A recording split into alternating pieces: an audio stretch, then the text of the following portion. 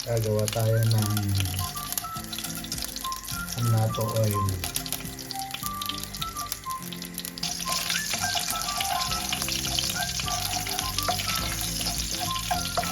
Tayo ng sibuyas. Netos natin. Yun yung sabaw niya kanina. Papakuluhan natin. Lagay tayo ng peanut butter para masarap yung kare-kare natin. Maglagay tayo ng rice flour para lumapot yung sabaw ng kare-kare.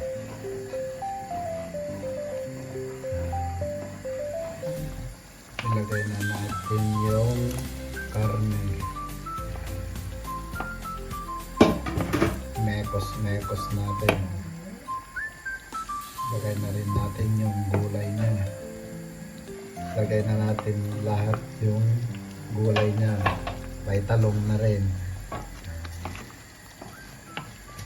Yung talong na iprito na yun. Tapos lagay natin yung petchay para maluto. Pagkulo na yan, luto na yan. Yan. Takpan natin. Tignan natin, luto na siguro yan.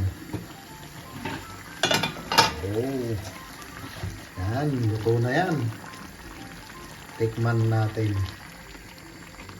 Tikman natin para alam natin yung lasa niya.